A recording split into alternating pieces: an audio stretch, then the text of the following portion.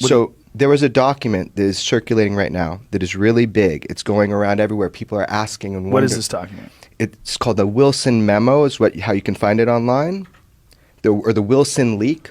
There it is. Jimmy's got it. The Wilson Memorandum. Use of human volunteers. No. I just wanted to make sure that was it. Yeah. No, that's not it. Okay. Yeah. Okay. So Admiral Wilson meets with this scientist, and they have this discussion, oddly enough, at special projects at EG&G. And if I remember, the document is from 2001. I'm telling everybody right now, it's real. And we'll see. My history is pretty good with saying if something's real or not, right? So here we go. The document comes out. They meet at EG&G special projects.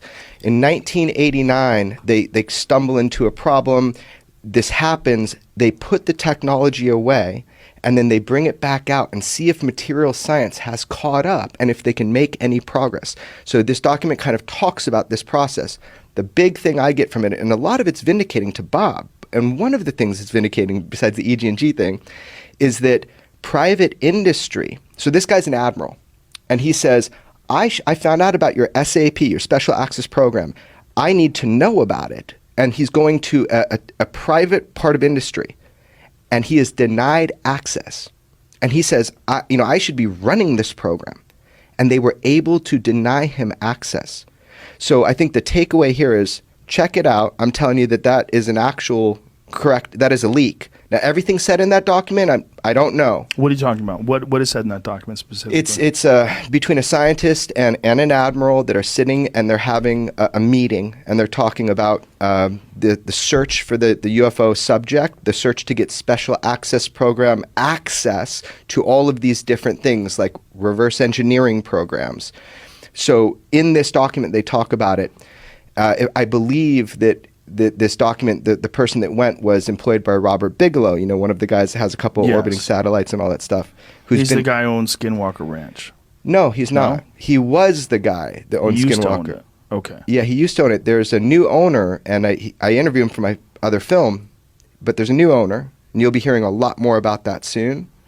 But there's stuff that you'll be hearing about Skinwalker Ranch soon because there's a new owner.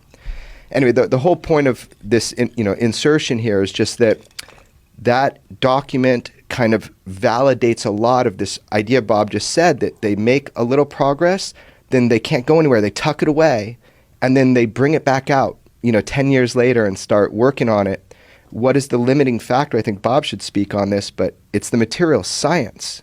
Yeah, it's really where physics is. So I can see them doing that. I mean, I didn't have any information on that, but I think what George uncovered is probably accurate. That we try and do what we can, and once we reach a roadblock going, we really can't figure it out. It's just friggin' put the thing away, wait for science to catch up, and a decade later, let's take the project out again and see. All right, now where can we go?